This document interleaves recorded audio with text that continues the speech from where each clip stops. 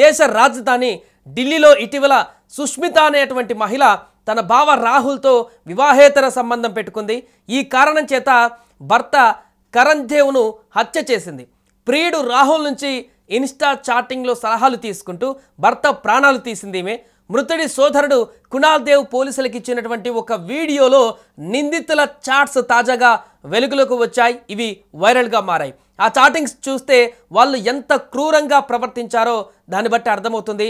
ముందుగా సుష్మిత రాహుల్కు పంపినటువంటి చాట్లో నిద్రమాతలు తీసుకున్న తర్వాత చనిపోవడానికి ఎంత సమయం పడుతుందో ఒకసారి చెక్ చేయి, అతడు నిద్రమాత్రలు కలిపిన అన్నం తిని 3 గంటలు అవుతుంది, ఇంతవరకు వాంతులు లేవు, స్పృహ కోల్పోలేదు, ఏమీ కావడం లేదు, ఇంకా చావడం లేదు, ఇప్పుడేం చేద్దామంటూ ఏదో ఒక ఉపాయం చెప్పంటూ ఆ యొక్క ప్రియుడు ఎవరైతే ఉన్నారో ఆయనకు మెసేజ్లు చేస్తూ కంగారు పడుతున్నటువంటి సందర్భం ఆ చాట్లో ఈమె నుంచి కనిపించింది. అందుకు అటు రాహుల్ బదులిస్తూ అయితే అతడిపై నిద్రమాతల ప్రభావం కనిపించకపోతే కరెంట్ షాక్ పెట్టు అంటూ ఆయన రిప్లై ఇవ్వడం ఇక్కడ సంచలనంగా మారింది. అందుకే సుష్మిత షాక్ ఎలా పెట్టాలి అని అడిగింది. దాంతో రాహుల్ టేప్తో అని బదులిచ్చాడు.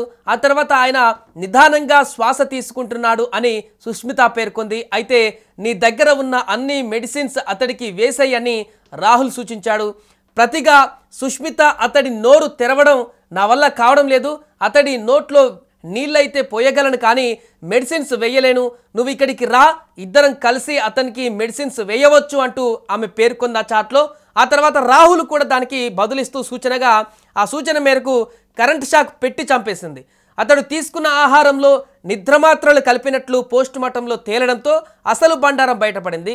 సుష్మిత ఆమె ప్రియుడు రాహుల్ను పోలీసులు అరెస్టు చేశారు.